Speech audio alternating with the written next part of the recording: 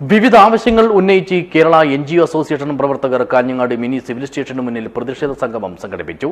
സംഘടിത കൊള്ള അവസാനിപ്പിക്കുക എന്നതായിരുന്നു സമരത്തിന്റെ പ്രധാന മുദ്രാവാക്യം. This news sponsored by Manual Silks, Mega Mall, Main Road, Kanyangad. Also at Kannur, Irati and Pattambi.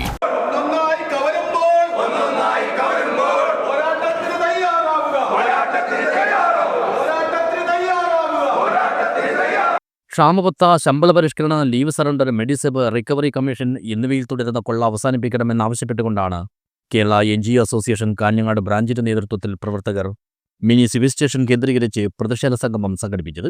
Association സംസ്ഥാന സെക്രട്ടേറിയറ്റ് അംഗം സുരേഷ് പെരിയങ്ങാനും സമരപരിപാടി ഉദ്ഘാടനം ചെയ്തു. നമുക്കറിയാം, കഴിഞ്ഞ 9.5 കൊല്ലമായി കേരളം ഭരിക്കുന്ന പിണറായി സർക്കാർ സംസ്ഥാന ഗവൺമെൻറ് ജീവനക്കാരുടെയും അധ്യാപകരുടെയും ആനുകൂല്യങ്ങൾ തരാതിരിക്കുക മാത്രമല്ല, തന്നുകൊണ്ടിരിക്കുന്ന ആനുകൂല്യങ്ങൾ അത് മാറ്റിവെക്കുകയോ അത് പിടിച്ചെടുക്കുകയോ ചെയ്തിട്ടുള്ള ഒരു അവസ്ഥയാണ്.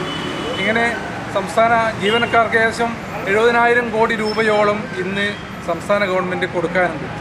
നമുക്കറിയാം, 2016 മുമ്പ് ഒരു സർക്കാർ കേരളം ഭരിച്ചിരുന്നു, ഉമ്മൻചാണ്ടിയുടെ നേതൃത്വത്തിലുള്ള സർക്കാർ. ആ സർക്കാർ ജീവനക്കാരുടെ കുടിശ്ശികയായിട്ടുള്ള എല്ലാ DAയും ലീവ് സറണ്ടറും ഉൾപ്പെടെയുള്ളവ കൃത്യമായി കൊടുത്തിരുന്നു. ചടങ്ങിൽ association branch president Ashokan Karuvachery അധ്യക്ഷനായി.